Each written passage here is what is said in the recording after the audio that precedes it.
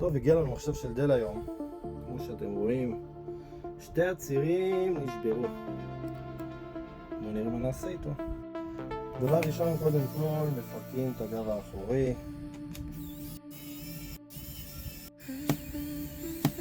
מוציאים את הפלסטיקה כמו שאמרנו, והכי חשוב זה לנתק את הסוללה.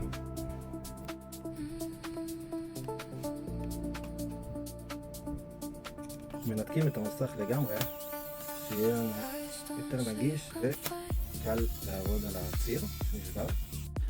גם בצד השני.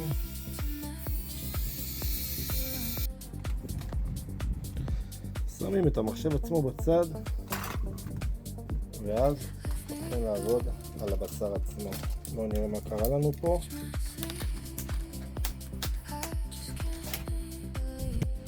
טוב, כמו שאנחנו רואים, צירים שתיים נשתשו מהגב האחורי של המסך.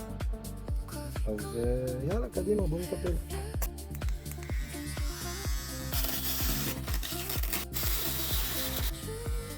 גם בצד השני. נעבור עוד איזה שיעור קטן.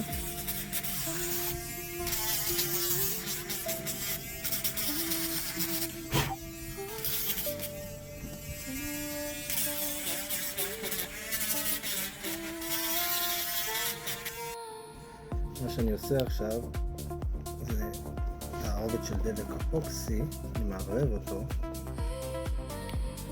ונתחיל לעבוד ותכף נראה איך התוצאה. טוב, אז הדבקנו שתי הצירים, בואו ניתן לו כמה שעות, נעביר את המחשב וזהו, נראה את התוצאה תצא לנו, שיהיה בהצלחה. טוב, סיימנו, נסגור את הפלסטיקה, הכל נראה פנטסטי ויפה.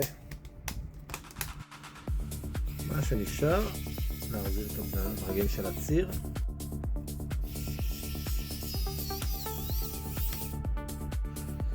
נחזיר את האנטנה של הווי-פיי. נסדר כמובן את החוטים. ונחזיר את הפלסטיק האחורי. נוכל להראה את הדרגים. וזה הזמן לראות איך יצא. אוקיי, מסך קצת נתונה, תכף ננקה אותו, אבל כמו שאתם רואים, כמו חדש, נפתח, נסגר, עבודה יפה. זהו, מאוד לקוח מרוצה, שיהיה בהצלחה, יום טוב.